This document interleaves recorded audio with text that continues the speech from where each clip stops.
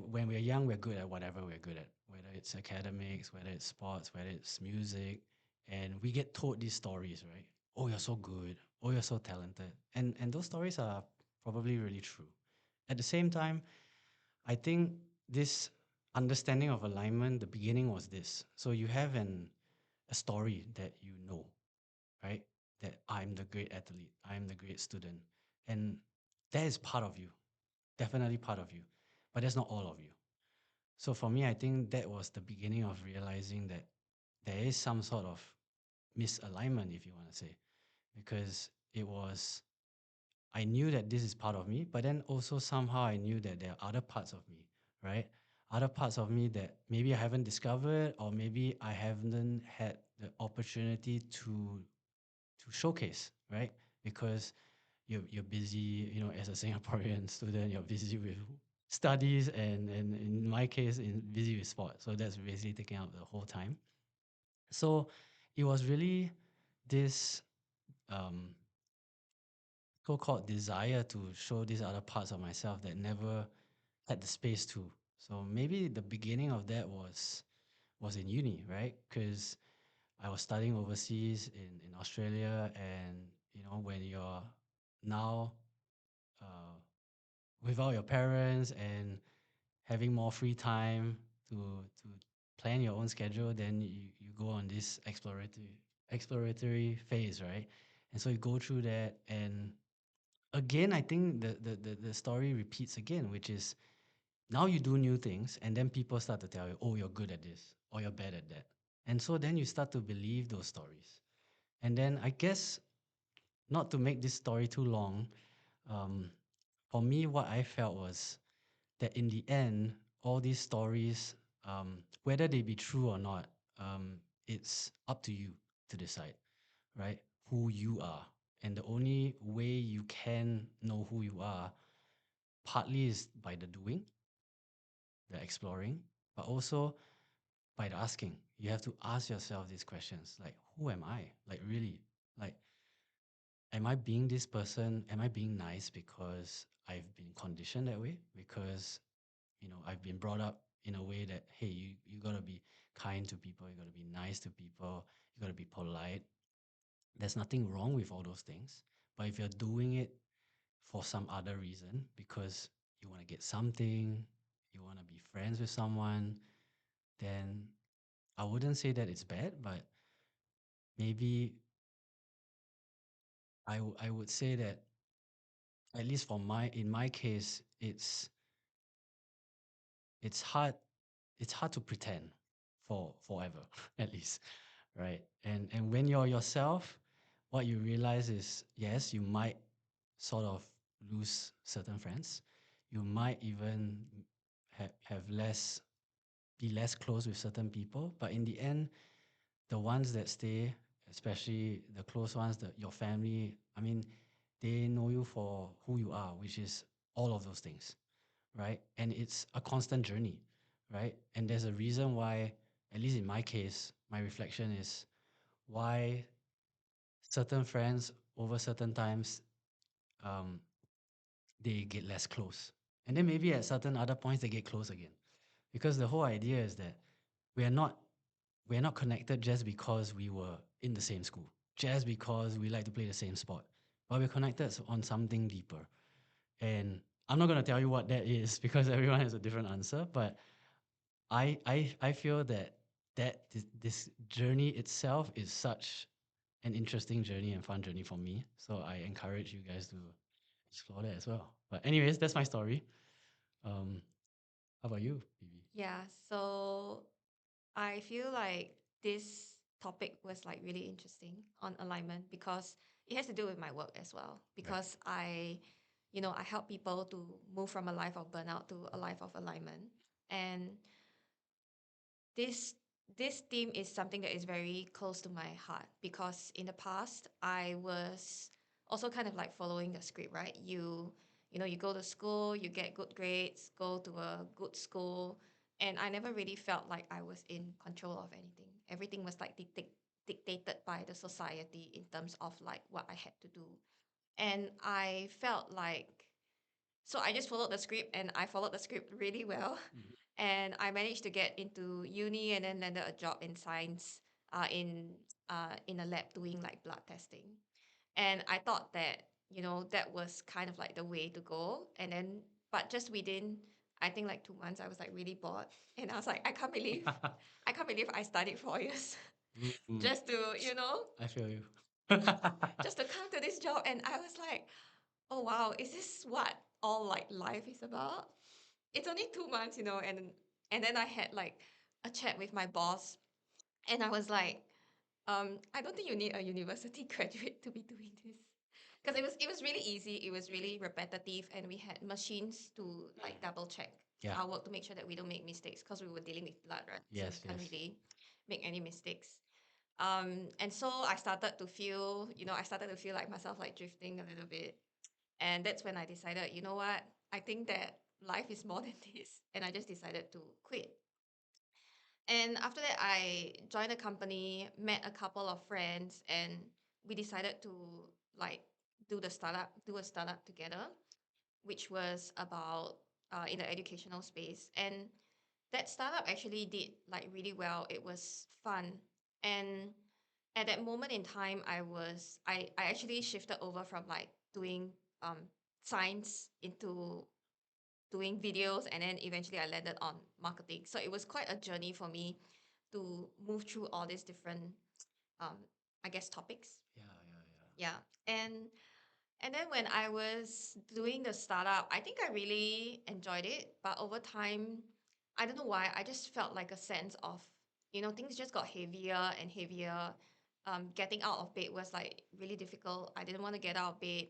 And back then was like during COVID times, right? And during in between meetings, I was like shuffling between the laptop and like my bed. So back then I was living with my then boyfriend, and he was like, "What's wrong with you? Like, why are you like so lazy?" Okay. And so they didn't know what was happening to me, Yeah. But looking back, those were like classic symptoms of like burnout.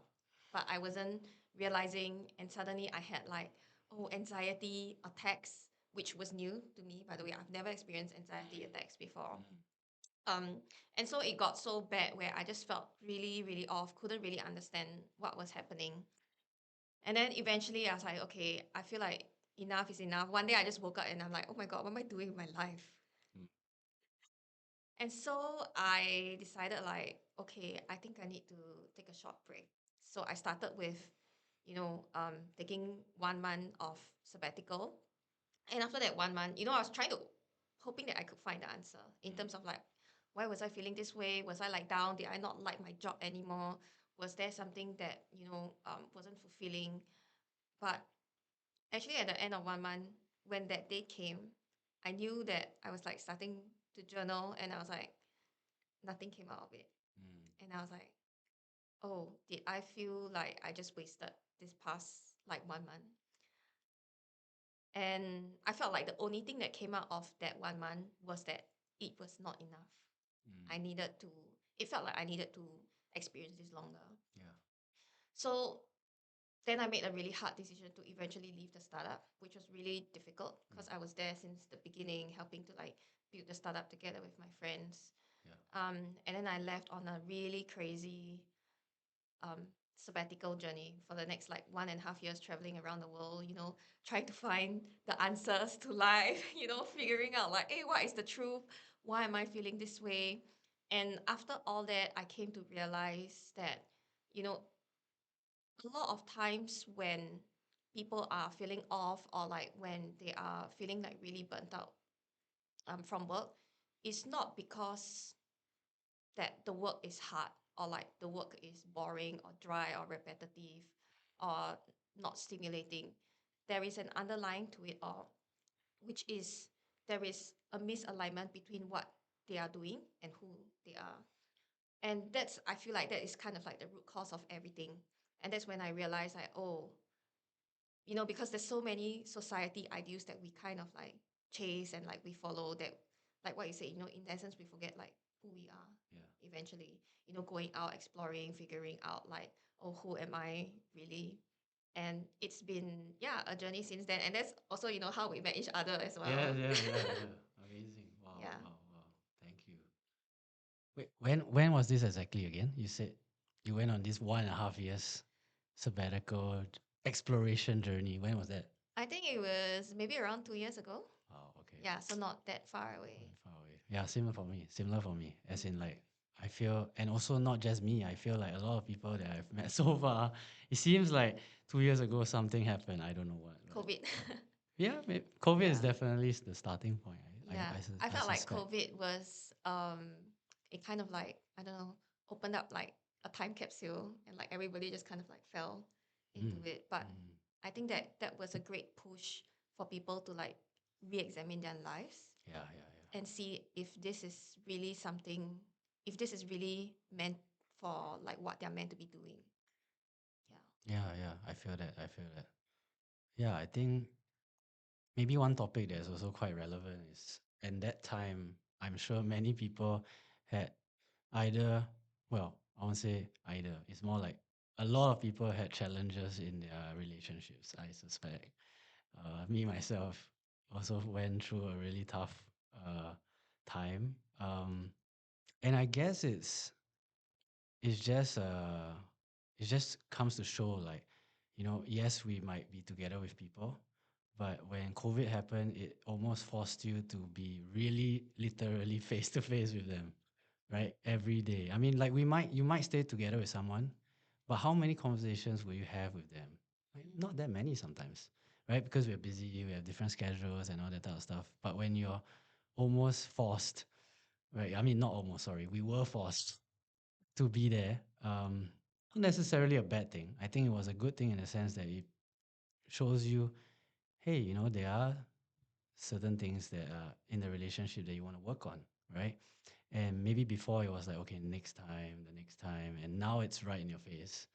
It's either you, I mean, I guess with a lot of things, especially with like people that are close to you, I guess there's always sort of two main choices you can take, right? Which is, um, let me potentially open this topic and potentially there will be conflict, or okay, I know what I want and this is not what I want and I leave, or I make a certain choice. And I guess I contemplated both, but I guess eventually it turned out all right. But yeah, I had to have very difficult conversations. And of course, I also know many friends who have obviously broke up after the thing. I don't think it's either good or bad. I think it's just um, I always say this. I say, like, in a relationship or any relationship for that matter, this is one of the most important, or if not the most important decision in your life, right? Right, you're deciding to spend most of your free time, not just free time, any time with this person, right? And potentially also having family with this person. So it's not just like you find a founder, yeah, you can leave. You can leave, you can kick them out. In this case, you can kick them out, but you might still have to interact with them, right? Because you have a kid, for example. So I think it was, for me, the main thing I went through was that it was this feeling of like, okay, well, can this relationship work? And do I want to add another variable to it, right? Because I don't. I think all of us have this fear. I think this is a really relevant fear that a lot of us face, which is like the fear of screwing up someone else's life, right? A kid's life, for example. And so that was like a fear in me, like, to say, hey, I'm not going to take this decision lightly, right? I need to really dig down and ask the questions that I need some clarity on. I don't think certainty is the word, but it's clarity.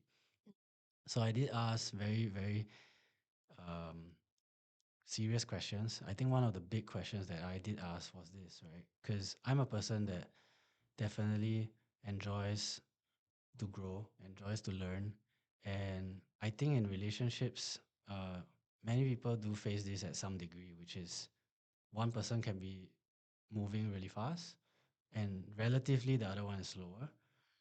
But also people have different pace, right? So the whole idea is that this gap hopefully doesn't get too far, right? Not because we want to artificially slow ourselves down or speed someone else up, but it's like to be aware of that gap and say, okay, we need to communicate more then. If the gap is wider, you have to communicate more. And so communicating one of my so-called, at that point it was a non-negotiable. So I said, do you I basically asked this question, right? Straight up, right? I said, do you believe that you are currently the best version you can ever be, right?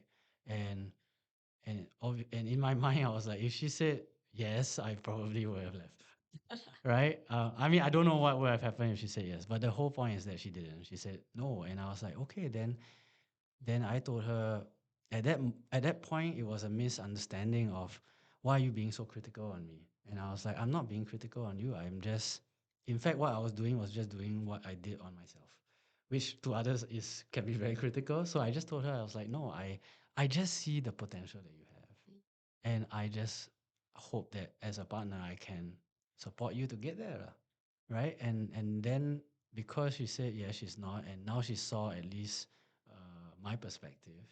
So I think that's where we could take the next step. Yeah.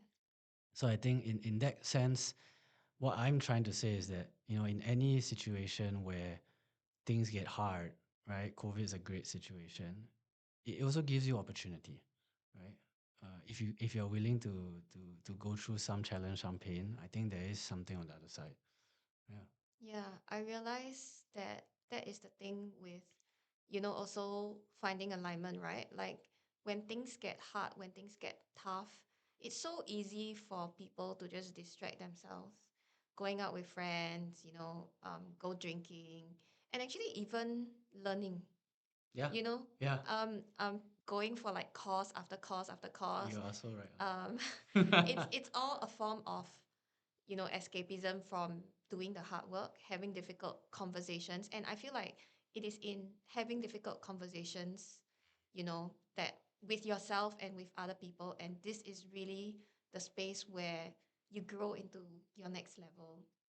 And I say that because I have also been a very guilty victim of it, going from like course to course, trying to learn, thinking that, I'll get better from like learning all these courses. But then after a while, I just realized that actually it's all about just doing the hard work. There's no way that you can escape from it. And even in my, 1.5 years of sabbatical, traveling, trying to like search for the answers, also going into like healing and things like that, going for like the different retreats. And I realized that they only give you kind of like a temporary, maybe form of release or like happiness. And then after a while, you just kind of like go back to your baseline again.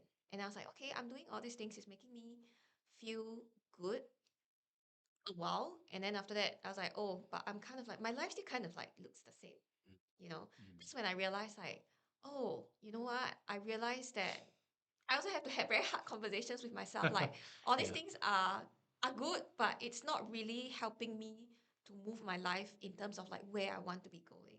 And that's when I slowed down and really started to reflect and started to have like hard conversations with myself of like, okay, what do I really want and what's really like not working for me?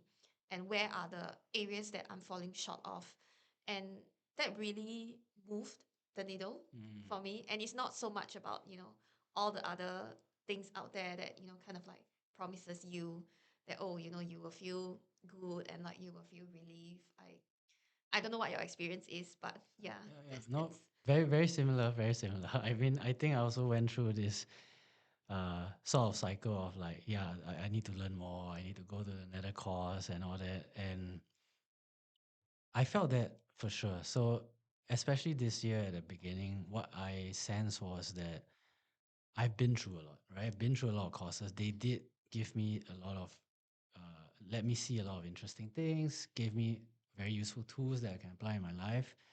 At the same time, um, just like anything, right? It's like, think about, maybe let's use a computer program, right? If we are learning how to reprogram ourselves, but we never actually reprogram ourselves, then it never changes, right? So I think my sense this year definitely was, I feel like I want to do nothing. I mean, nothing in the sense like not go to another course, not learn go, yes, something not, more. I don't really need to learn more things. I have more than enough to start applying, doing, and in that process, it's also a learning, right? So yeah, I feel like definitely I resonate on that for sure. Like, and I guess what I sense now more than anything is that what you said you had to have a lot of difficult conversations with yourself, and I also had those. And my sense is it's not just limited to the conversations you have with yourself, right? It's also conversations you have with your friends, your family, because they can see something that you can't see. And when you talk to different people, they sort of behave as a kind of mirror, right? So then they reflect different parts of you to yourself. And for me, this has been one of the most crucial parts of how I learn, right? I just enjoy talking to people anyways, but in this case, it it definitely it's not just feel. It doesn't only feel, but it's also very helpful. I can see the change in my life, and just like this practice, even this practice, right, of doing a podcast is a conversation, right? But the beauty of this conversation, at least, is that is recorded, right? So you have no way to say, "Oh, I didn't say this," "Oh no, I didn't say that," or like, "I wouldn't do this or that," and it's all recorded. So for whatever good or bad, you can look back on it and say, "Oh, that is where I was," right? And I think this is such a important thing that I think everyone who is on the journey, it's not easy. It takes time, um, and we have to remember. I think I also try to remind myself as much as I can that we have to celebrate like where we have come, Yeah. right? And that in itself gives you some level of grounding.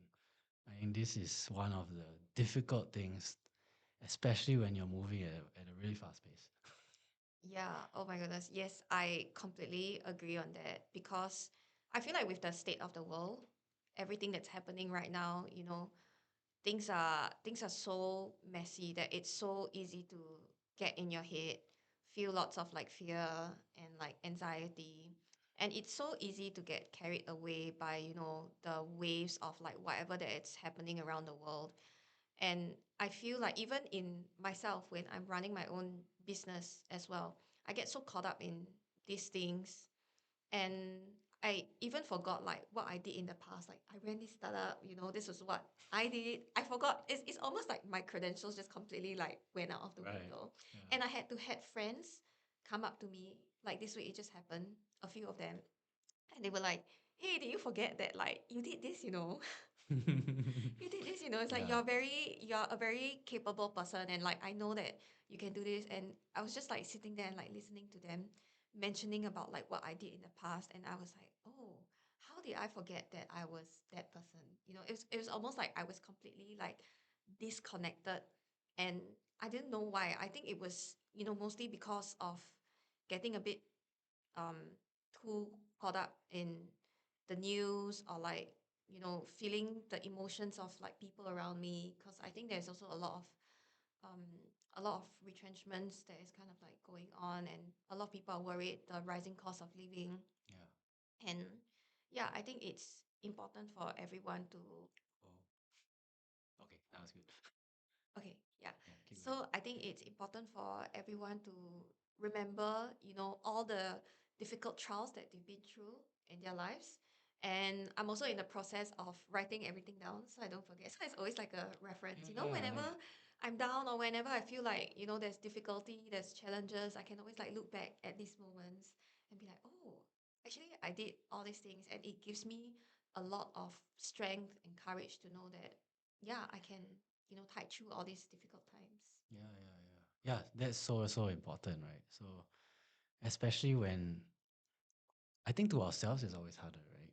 When we like you said, your friends, it's easy for them to say. But if you ask them to ask about themselves, maybe it'd be hard, right? So yeah, I think that practice is really good. Like I also tend to do this now. Like, if I have a conversation or if I've done something, it's just writing it down. Uh, for the future reference or something like that. But I think this exercise, even of like, you know, putting yourself out there, obviously, sort of. I mean, and anyone will have a goal of having more followers, right? So I think the whole idea is that as you do that, the first thing that you have to ask yourself is why me, right? Like why would someone want to follow me? Why would someone want to hear my story? So then you have to write down your story, and then you realize, wait, actually I actually have quite an exciting life, interesting life, right? And but for us it's normal, right? So it's more like acknowledging that, that hey, that's our story, and there's a lot of amazing things that we have done, right? And so the same for everyone out there. It's the same, right? Just because it's it to you it seems insignificant because somebody else has more accolades or more successes or more money or whatever, it's significant to you, right? Because of your story, because of your background, or because of your upbringing, all those things are significant. If somebody, I mean, we could easily say, right? If somebody had, was born into wealth and had all the resources and they became so-called famous and rich, people would discredit them. Oh, they would have gone there anyways, right?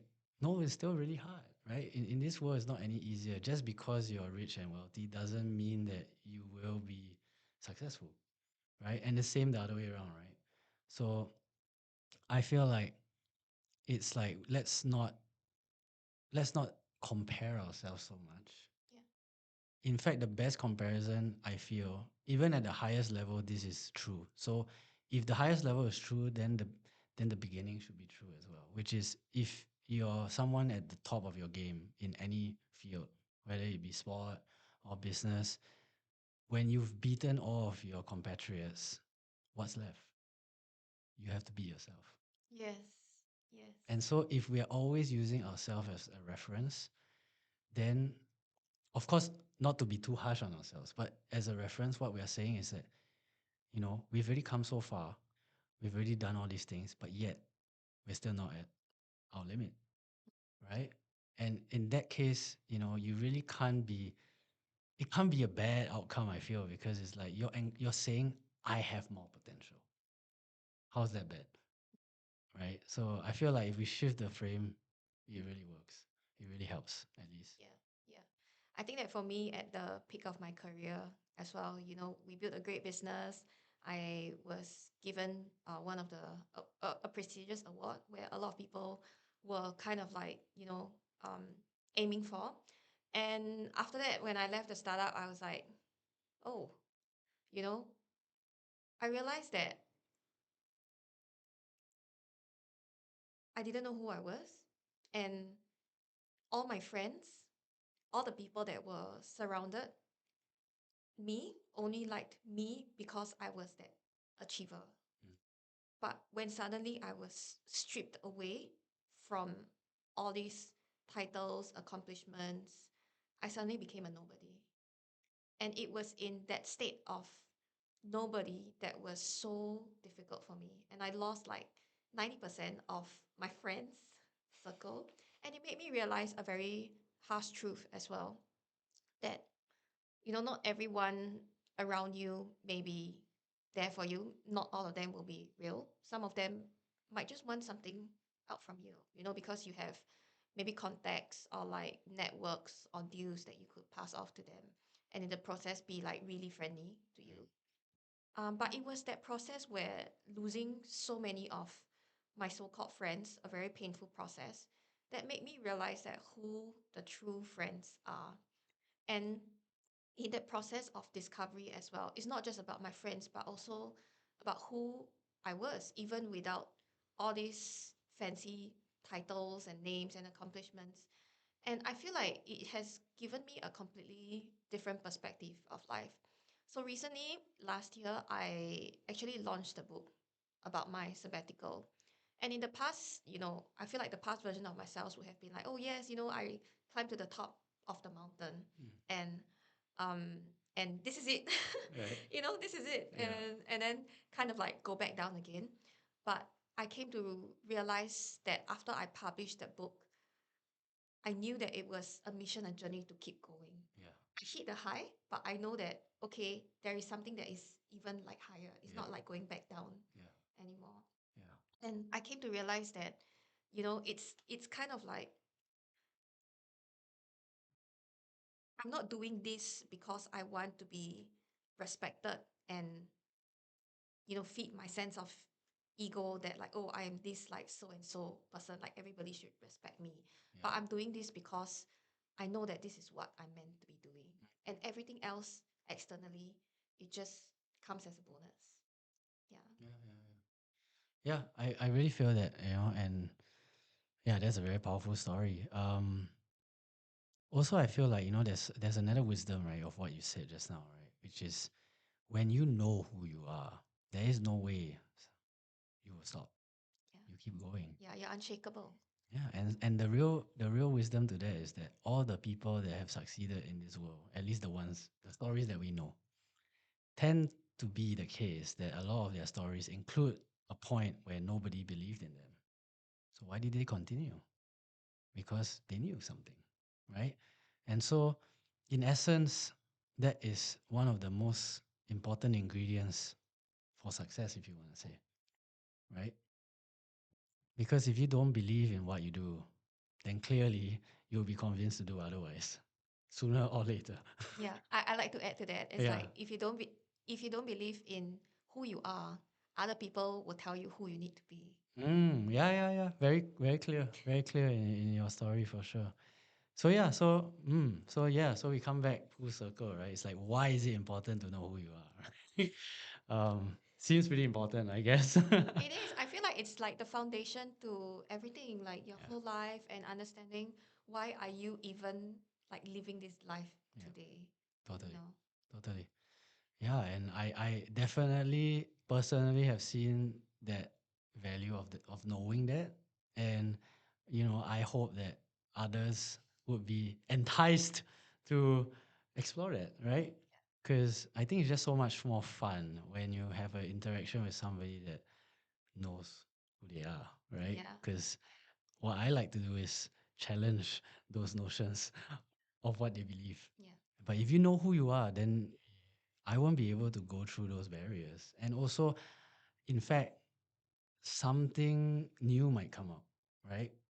I always believe like when it comes to ideas, when it comes to beliefs, it's like the only way it can you can how do you say extract a great wisdom is through so-called pressure, right? If you want to say, right? It has to be hewn out of the fire, if you want to say, right? And so that's my belief. And I always feel like in the toughest times, in the toughest challenges, in the more difficult conversations, that's where it comes out, right? And if you don't know who you are, I think you might be afraid to go down that path Yeah. sometimes. Yeah. Yeah. And this is also something that I've observed in people and some of my own mentees as well. When you're not strong in who you are, I have also been a person like that. You go around asking people for advice for like, oh, what should I be doing now? Yeah. And then you just get kind of like hooked and like addicted because it's like you can't even decide on your own, you know, what is the path you want to be taking? What is the decision that you want to be taking? Because you're outsourcing all your power to everyone but yourself. Yes. And I went through that really like difficult process as well. And then after that, I came to realize that for me, it wasn't just in my work, but in my relationships, Mm.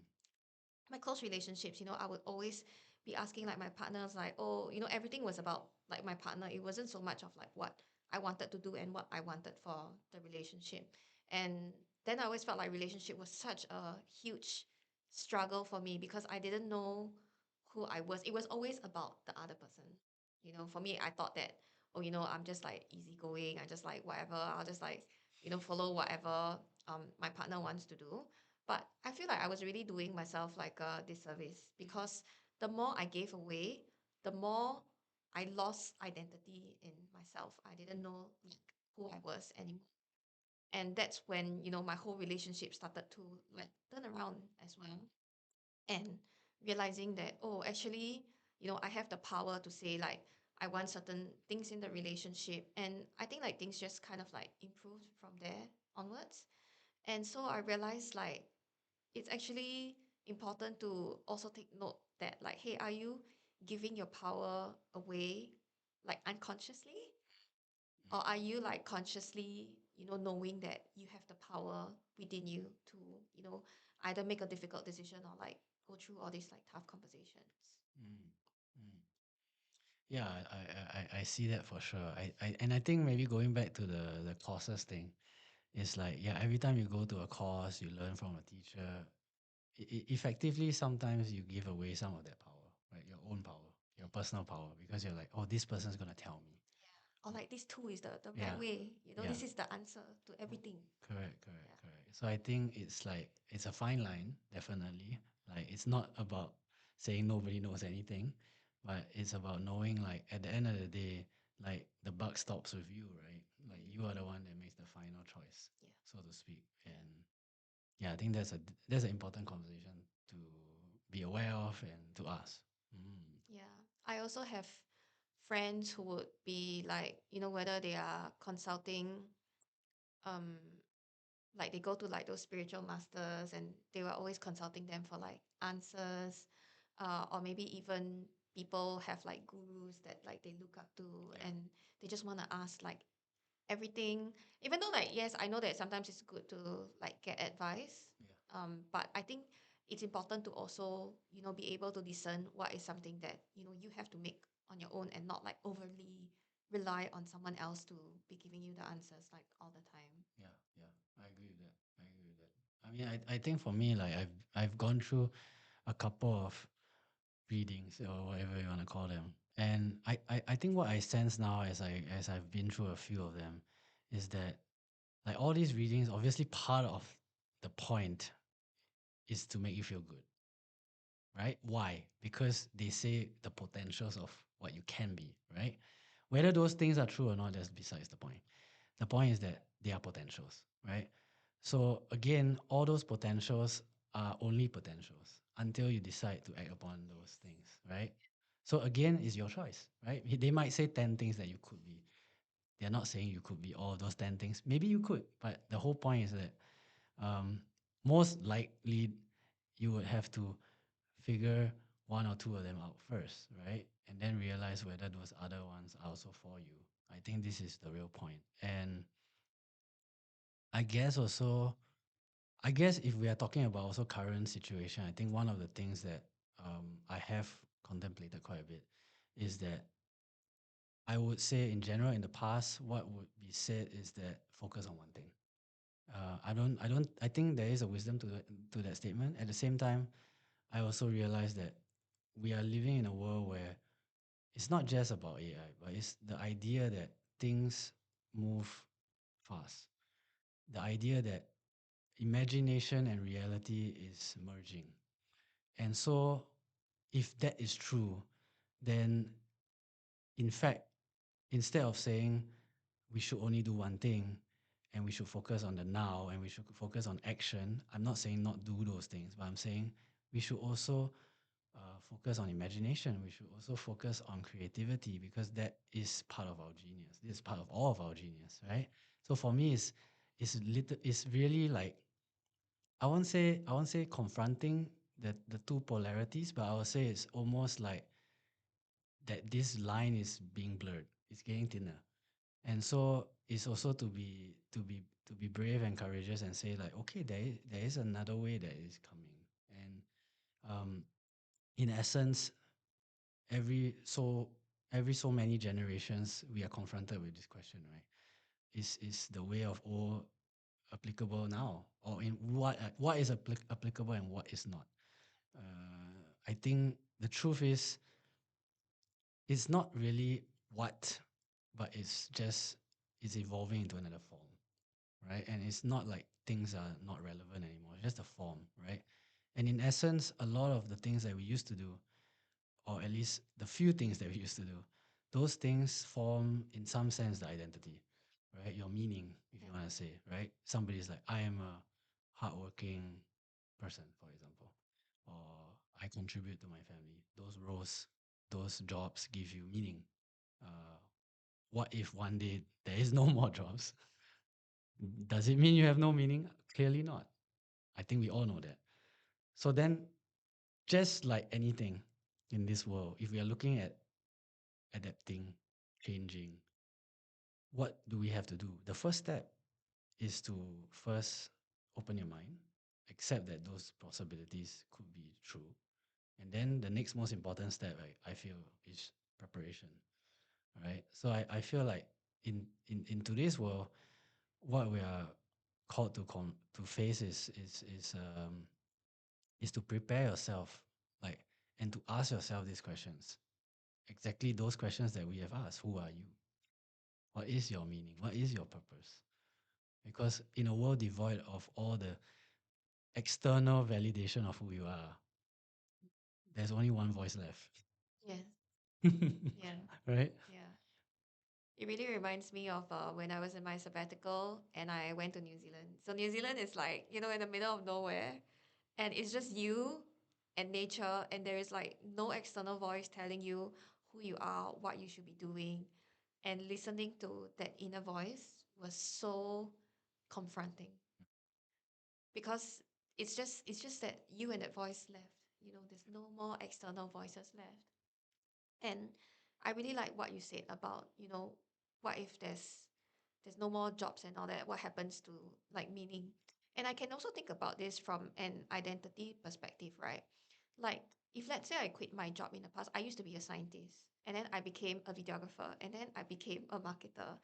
And I know that there are some people who, especially the ones who have worked like really long in their jobs, and they tie their sense of identity into their work. Yeah. But when that work suddenly disappears, Yes. it becomes something that is a very big struggle for people. And even moms as well. Moms, they pour in so much love and energy into like raising their Yeah. kids, and then when their kids are a bit older, they kind of like move out of the house, go to uni, and then that's when they also start to feel a sense of void in terms of like, Mm. okay, um I guess I'm entering into like a new chapter of being a mom. My kids are away now, so I have to like kind of like rediscover who I am Yeah.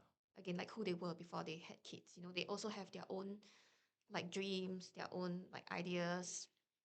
And I think that for me, how I see life is really that we are multidimensional beings. We are not just our jobs. We are not just our roles as like moms and dads. And we are this whole entire expression, of who we are as humans. And I feel like recently there was also something that was very popular to say like, in the future there isn't just going to be one job or like one work where everybody just holds like one role, but there's this term called the multi-career portfolio, where basically, Yeah.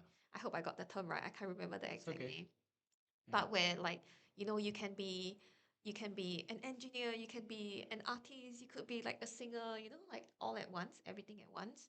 And I feel like it's actually happening in our highest good, because as multidimensional beings, this is like who we are. There's so many aspects to us that you don't have to just stick to um you know one part of you, and kind of like call it a day and let that take up your entire identity.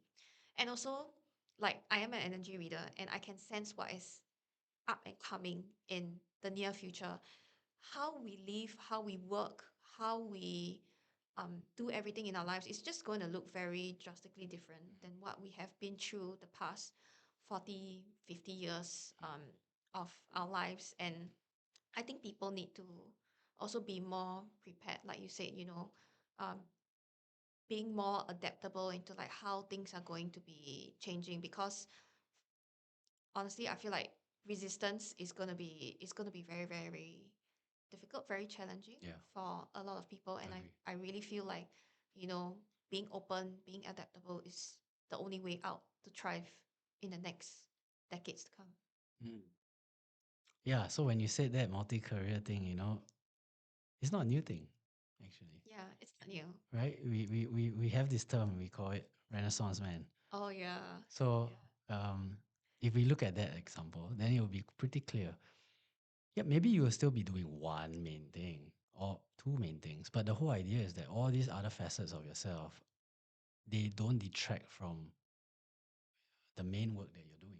In fact, they even inspire or even help, right? So, um, yeah, it's almost the opposite approach to what we have been told, at least in the recent time, right? So I think it's really that reconnecting to the other parts, right? Who you are, all of who you are, right? And I like being that. able to express, all that different parts of yourself. I think it's beautiful, like this is what makes you feel alive, not just one thing doing like over and over again. I feel like maybe the older generation, they are used to doing that and they can do that, but because of how things are changing, I think that we it's also opening a space for us to embrace all these different and quirky, sometimes quirky traits of ourselves and being able to express them in different ways. Yeah, yeah. I think the example is actually we always use an analogy. It's always easier to make it more clear, right? If you look at the example of sport, right? Basketball, you follow a little bit. No, Okay, never mind. We use okay or tennis. Tennis, you follow. no, I'm not really a sports person, Okay, but anyway, unfortunately. Yeah. maybe let's use basketball. So in the past, the roles are very defined, right? If you're a Mm. center, you stay in the paint, you stay in the middle, right? You're not gonna shoot at the perimeter and all Yeah. that type of stuff. So which is similar to what we said, stay in your lane, do Oh, that yeah. thing. Yeah. But now, because of, I mean, of course, people are getting more talented, people are having more skill sets. In fact, this is a plus. So you have centers who are playing.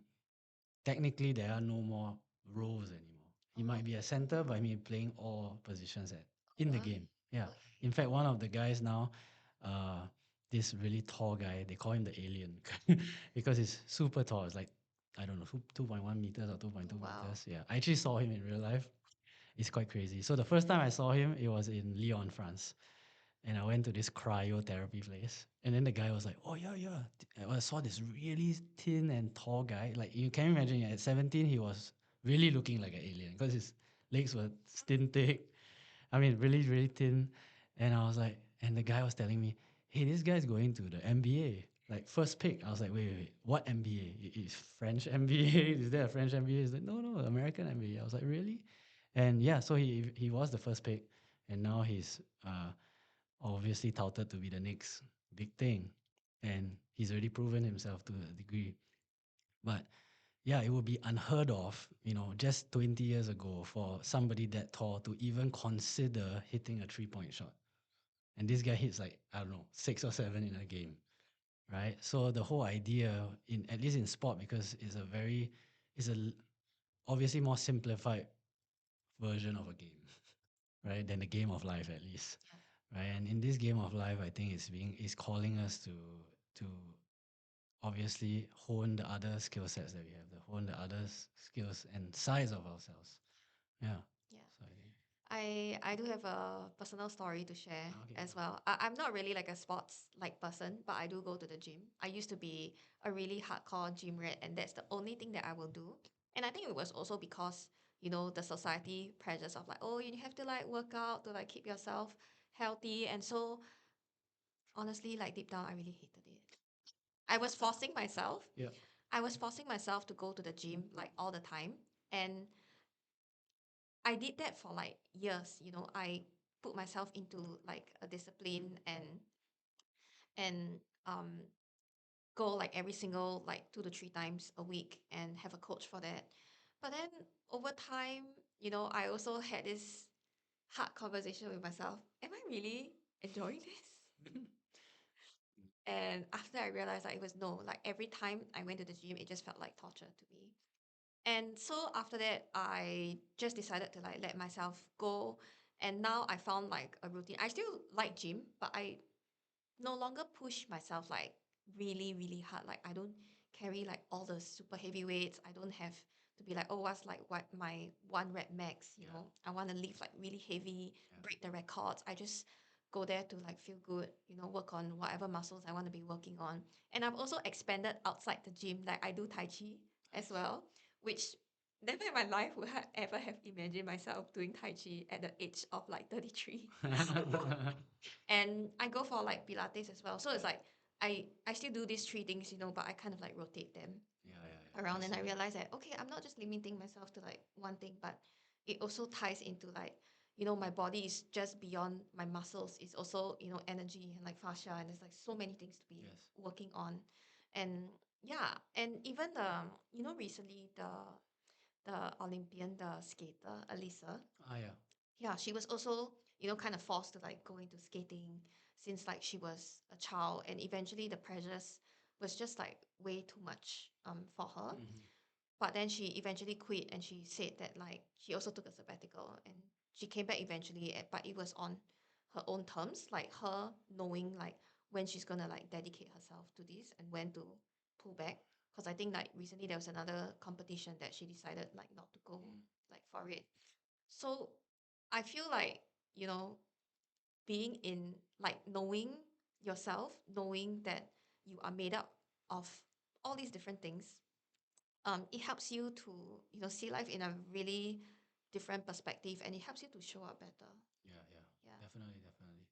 I think a lot of the best athletes also they realize, since you're on the topic of athletes, like they realize that no matter how good they are at this sport, it's only you know, one part of their life, right? They have their family, their friends, all the other things that they enjoy. And those things are also very important, right? So don't get lost in whatever you're doing, right? Because that is only one part of you, right? Whether it be work or Yeah. sport or any of those things. I think that's really important. And I think, yeah, I guess another one I wanted to say, you brought up a topic about exercise and all this type of stuff. Like I also used to go to exercise a lot. And I guess what I was going to say to that was what I realized, again, what has been told to you, I'm not saying it's incorrect. I might say it's imprecise. That do you really need to go to the gym 3, 4 times a week? I think the real question is this. I'm not saying is it right or wrong. Let's use another way to explain it. If I own a gym, if I own a gym business or any business for that matter, would I want my customer to come in more or less? And then we have the answer, I guess. So, but the whole idea is that I used to go to the gym a lot, and now I don't. In fact, I just do exercises that are more functional. So, the best example I could give is if I go to the gym, no matter how efficient I am, let's say I only do compound lifts, yeah, I'll be working a lot of the muscles in one movement, but it'll still take me a few movements, right? But if I do a sprint, I basically activate all the muscles. So I could be only exercising for 15 minutes instead of 1.5 hours. So the whole idea is after doing that, I realized that what what are we going? I guess the deeper question is in everything we do, what is the outcome we want? And then the question is, do we have to do it in a certain way to get the outcome? And if we can do it in another way and we can still get the outcome, are we okay with it? And so the answer is, for me, yes. For others, I don't know. You have to ask yourself. But the real point is that there was a point where somebody was asking me, "Hey, Colin, what are you doing? Like, how come you like getting more fit? How come you're hitting the ball further, like in golf at least?" And then I thought to myself, they're like, "Are you exercising more?" And then my answer is like, "Actually, I'm exercising less." And then they're like, "Huh? How? Impossible, right?" And so I think it's really about maybe it's some version of a first principles type of thinking. Um, but yeah, I would say a part of it is that, but another part of it is really what is the outcome you want, right? So there was a very good story that was told to me once. So he said basically, um, so he was running his family business. So his father, at the time, he told his father, he said, "I want to hire a professional CEO to run the business. But my target is still to grow the revenue by 2, 3 times." And the father's like, "No way, you can't do it. Like, you need to stay." And he's like, "But what if I can?" He's like, and the father was in disbelief. So it's like, "Okay, you try. I'm sure you can't, but let you try." And then he did it, and the father was like, and the father, of course, he wasn't like, no, I don't believe it. Obviously, it was fact at that point. But the father then said, yeah, but you know, if you were here, it would have been better still. So the real point is like, look, at the end of the day, people have their ways of wanting someone or something to succeed in a certain way. At the end of the day, what we really want is only just success, or the outcome at least. Right? Another great story is a local guy. What's this guy? Mai Tuo, right? The guy, this media personality. So he told a story. I thought it was really nice because he said that when he started doing this social media thing and all that, like his mother would tell him when he went into the market and talked to the aunties, the mother was like, "Yeah, boy, I think don't do this lah. You know, like no face. You know, people are talking about you trying this thing and all that." But you know, a couple of years later, when he's now famous, he's done a movie. The mother's like, "Ah, boy, actually can lah." So I'm like, you know, at the end of the day, it's just the outcome, right? So and I think one thing he really said that was very powerful was this. He said, you know, I wasn't affected by her. Because you would think, like, if your mother told you, hey, you're embarrassing me, it would be really hard, you know, statement to swallow, right? But he was like, at that time, I knew what I wanted to do. I knew why I was doing it. So I wasn't affected by it. So I think that's another, is we are bringing it back again to saying, if you know why you're doing something, you know who you are, Wow. right? You're going to get there, right? Yeah. In some way or another. So yeah, I think this is, yeah, somehow it brings us back to that. So in essence, I think what we are sensing now in a world that is uncertain, I won't say the only certain thing because I feel like that's just trying to make a point. But I feel like when you discover and ask these questions about yourself, that is it's like the anchor, right? That allows you to tread into the unknown, so to speak. Yes. Yeah. And with what's happening around the world, it's almost like all the logical structures that you've once known are falling away. And I actually don't think that that is necessarily a bad thing. How I see it is that it's also, in a way, it's kind of like a COVID, but like number two. It's kind of like a second round of COVID where you're kind of like forced to turn inwards because external structures are no longer working for people. And it is in this through looking in that you will find these answers and be aligned to like who you are.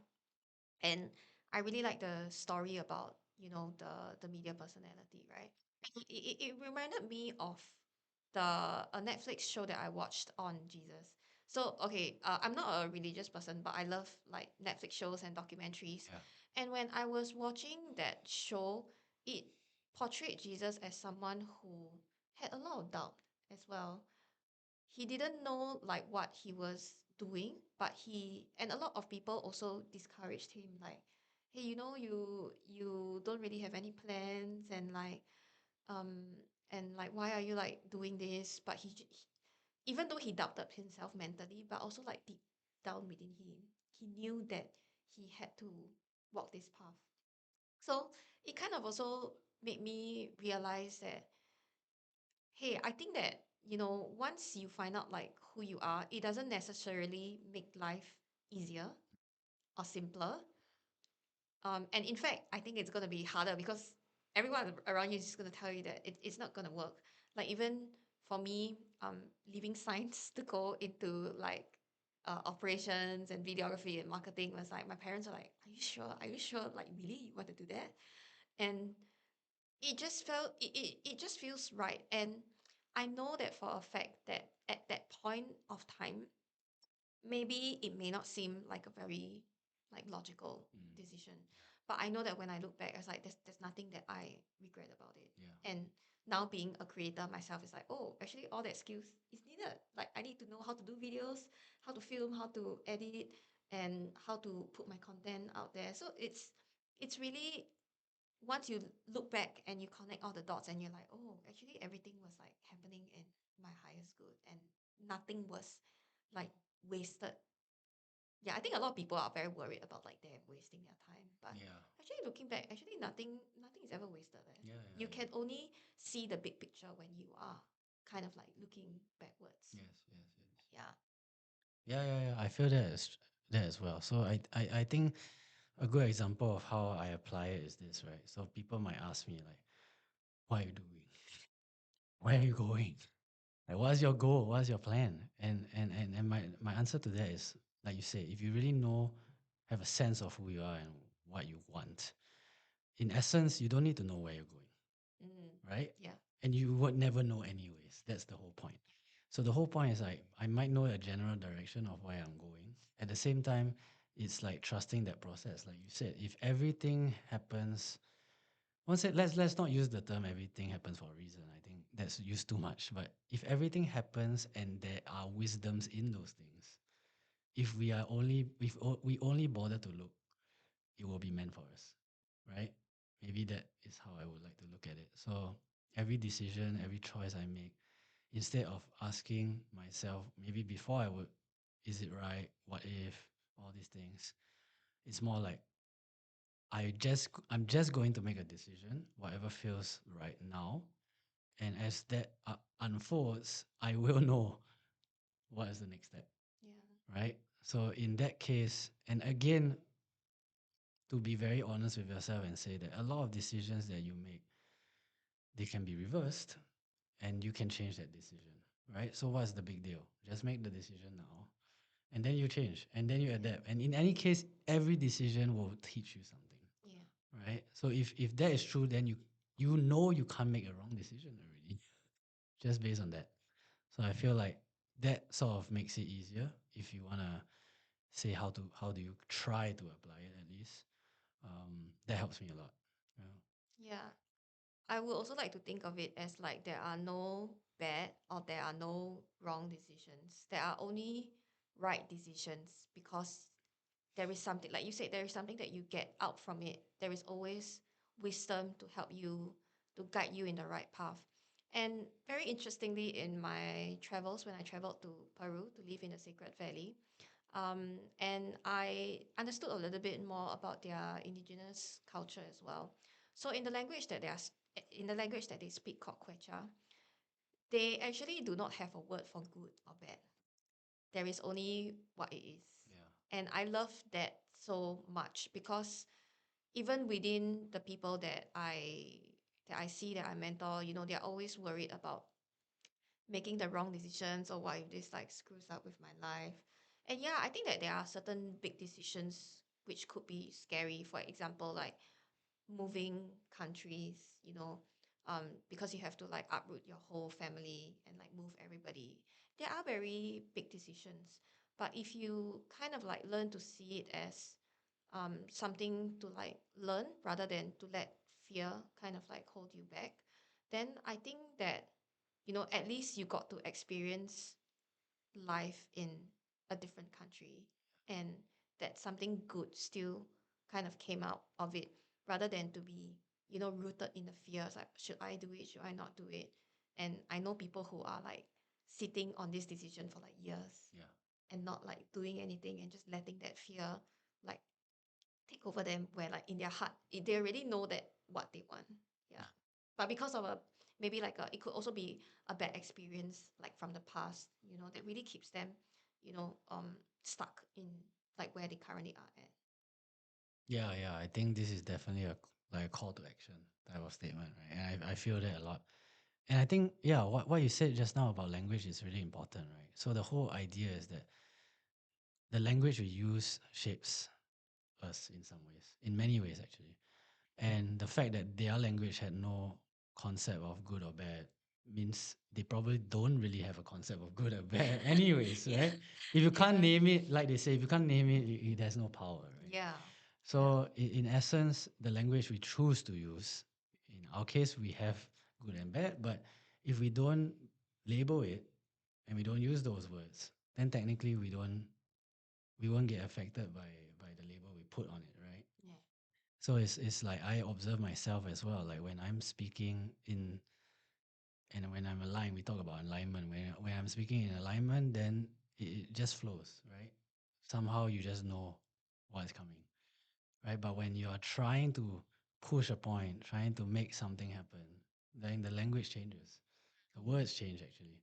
In fact, even the words change. So um, I think it's also this awareness, right? Like they say, right? If you're upset and you just force a smile, right? Eventually, your biochemistry will actually support that you for you to be happier. So in the same way, we're not saying pretend, but we're saying that the environment, the habits that you have shape who you are, right? If if if your environment is not supportive of what you want, right? You mention it to some degree, right? Because if those friends who don't support the person that you are becoming, they probably leave, Yeah. right? But that's good for you because if you stay in that environment, then you will only be whatever those people encourage, like the versions that they want or they put value upon. So the whole idea of changing this environment, changing your environment, right? It's not easy, like you said. It's not easy. Sometimes it involves moving. Sometimes it involves being away from people. But in essence, I think this is part of a lot of our journey, right? I just also talked about this quite recently about the idea of loneliness, the idea of being alone, right? I think a lot of us put a very bad label on those things. But the reality is that a lot of our paths, everyone's path is unique. So everyone's path will include a period, or not even a period, processes and journeys that will require, it's not alone, but it's the journey of that part of that journey or portion of that journey needs to be in solitude, right?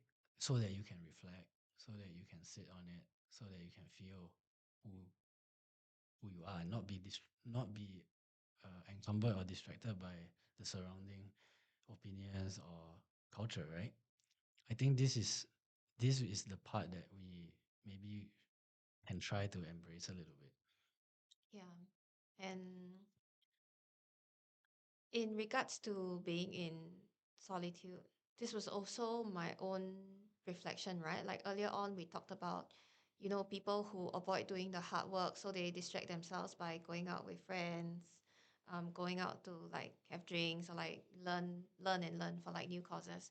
And also, I feel like solitude is something that is necessary in terms of our own personal growth. And it has been a large part of my life running away from solitude Mm, through social media. mm, Like it's always so easy to take out your phone and like scroll on social media. And after a while, I realized I started to question myself like, actually, why am I even doing this? Why am I taking my phone out and scrolling social media? Why is it that I'm really running away from? And then I came to realize that, oh, actually, I am just afraid to be alone mm, with myself. And that's when I started to have all these awareness, and also not just in me but also in my mentees, and also I ran a workshop on like journaling. And it just made me realize like people like to distract themselves because being in solitude is just so confronting. It's not easy, it's not like a bed of roses. yeah. Yeah. And um, another way that people run away from it is like stacking their calendar, Yeah. making their calendars like really full to, show that they are productive. And I was also like that, so I can say it. And I think that it is true, like looking at all these things and realizing that it is in the path of solitude where you will be able to slow down and reflect and ask yourself, is this really for me? Is this really like meant for who I am and who I want to become? Mm, And it is again back to the tough conversations like this is not working out for me. yeah. And it can be really difficult, especially if, let's say, it's something that you are very like emotionally entwined with, whether is it a relationship, a work or like friends, a project that you've been working on for like a long time, and knowing the signs of like, okay, when the chapter is like it's time to close the chapter and like move on to something Yeah. new. Yeah. Yeah. Mm. Yeah, I guess when you were saying that, what I felt also was instead of saying solitude, which is fine, maybe some people have something against that word, but it's more like think about it this way, right? If you are affected by the people you spend the most time with, right? That's a saying, right? And there's a truth to that. Then in essence, when you're alone, you're actually just spending time with yourself. Think about it that way, right? Oh Right? If yes, you yes. spend instead of saying I'm alone, you're not. You're spending time with yourself, right? And obviously, it's also true that if you spend very little time with someone, you will not know that person. So if we talk about this, I mean, what we've been talking about is about knowing yourself as well. If you don't spend time on your own, there's no way you can know yourself, Yeah. right? And to add on to that is also it's like, do you love spending time with yourself? Because I think like in the past I was really like critical about myself. Yeah. And like even just looking in the mirror, I would like pick apart myself, like, oh, I look a bit too fat over here, it's like I don't look good over here. And there was just so much like insecurities that it was easier to not spend time alone, Mm. to not spend time by myself. And then I was searching for relationships to feel this fear of being alone with myself. And once I'm aware of that, and then I mean, it made me realize that actually this is something that I have to also in a way like confront myself and not be afraid of it, because it is actually helping me to become the next level like version of myself. Yeah. And then eventually like all my relationships, I mean even my close like romantic relationships, like all the bad relationships just eventually like fell away on its own. And it and I became like a much better and healthier version of myself. I no longer like look in the mirror and like criticize myself, but it's just there's just like so much like love, and it just really changes, how I experience life as well. And I feel that when you have that internal change within you, people will start treating you differently as well. For sure. Yeah. Totally. I agree with you. Like whatever you want to call it, law of attraction. But anyways, I was thinking as you said that it was like I was just observing my daughter, right? And at 2 plus, it's like when you see her at the most happy, other than the fact that of course when she's around with us, but when she's like playing on her own, when she's doing her own thing, sometimes you even be in the class and she's just doing her own thing. Right? Everyone's doing something, she's just running up and down. Like she's just so happy doing what she wants to do. What what she feels like doing, right? Yeah. Being herself, if you want to say. And we forget that, right? We forget that in a very true and deep way, right? And if we can reconnect with that, right? I think a lot of us have to reconnect with our younger selves, right? I think this is a huge thing that a lot of us have to confront at some point, right? Because right, that child, if any of you remember, right, that child definitely had a sense of freedom, right? Definitely had a sense of joy, all those things. They're still inside, right? Just sometimes they are either pushed to a corner or blocked by some other things or trauma, whatever it might be. Um, if you sit with that feeling, sit with that feeling of freedom, feeling of joy, I suspect it's worthwhile to go and explore and go to the other side, right? Reconnect with that inner child. Um, yeah, I mean, I've seen it myself how powerful it can be, right? Not just for myself, but for others. But yeah, I think a lot of things that we do in this world, what could make it easier is the framing, is the focus, right? Because no one does anything hard because when there's no reward on the other side. I believe that. I think that is really true. So if we can focus and frame ourselves on why are we doing it, what do we want out of it, and that thing is worthwhile, like, it just makes it easier to make the next step. Yeah. And I also think like, adulting, it just kind of like kills like whatever joy that you have left, because, you know, people will tell you like you shouldn't be doing this and it's better. Like even recently, one of my friends wanted to quit her job, and everyone around her was telling her like, "Oh no, you shouldn't quit. You know it's hard right now. The economy is hard. When you quit, you can't find work, or if you go on a sabbatical, you can't like find work after that." But within her heart, it was like she knew that it was something that she had to do for herself, and just coincidentally was like when she left her job that same month, the company couldn't make payroll. Yeah. And so it was, and to me, I just felt like everything was just unfolding at its right like time, Yeah. you know? And yeah, and so I just feel like sometimes we just have to really trust our hearts, follow that joy. Don't forget that there is something within us that also came here to experience life, to feel alive and not feel like numb doing the same things like over and over again. I think like life is really just meant to be, like a child, laugh as hard as you can, cry as hard as you can, and then always like continuously like picking yourself up, right? Like after children, they maybe they fall down and then after that they cry for a while and after that they'll be okay and they'll be just like, be like running around. But I think a lot of us is like we get so upset in that stage that like we forget how to like laugh and cry and like run around Yeah. again. Yeah. Yeah. Yeah. And that weighs on us also because there's people telling us like, oh no, you shouldn't be doing that. When, like within us, we know that actually there is this fire, there is this spark, there is this joy that wants to be like experienced like Yeah. through us. Yeah. Yeah. Yeah. I agree with that. And of course, what we sense from all those comments is a level of fear, right? Yeah. I think, and it's not like a child has no fear, right? But again, why does a child fall down, get up, and run again? Because they're like, okay, that's fine, right? So the whole idea is like if you keep focusing on like, oh my god, I'm gonna fall, like you're probably not gonna try, right? Yeah. But then when you realize after you fall, it's like, hey, actually, it's not that bad.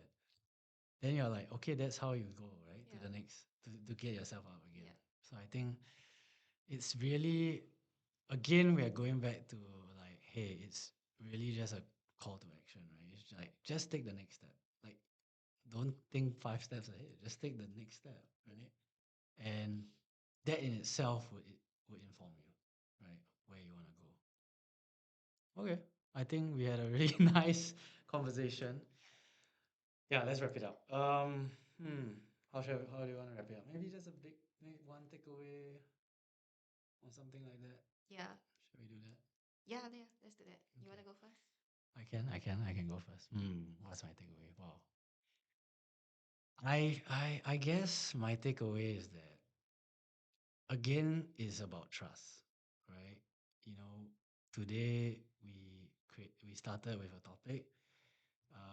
We went where we went, but somehow it felt that a lot of the stories were, coming back to the same point, right? Which is about the topic of alignment, the topic of who you are, the topic of doing.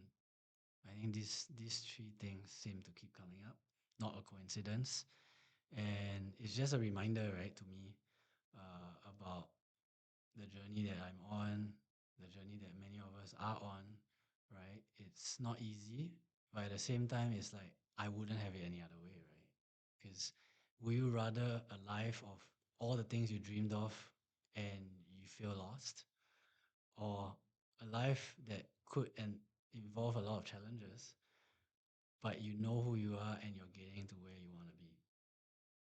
I don't know. I think I choose the latter. So yeah, I think that my takeaway is that let's not forget that we are multidimensional beings and we are here to experience life fully and to be able to express ourselves fully and completely and not let what other people think of us or what they judge of us and just like screw whatever other people are saying and just really following our hearts and letting it guide us to who we are who we are and like who we are meant to become and what do we want to explore in this life. And I think that is what really makes us feel alive in this lifetime. I like that.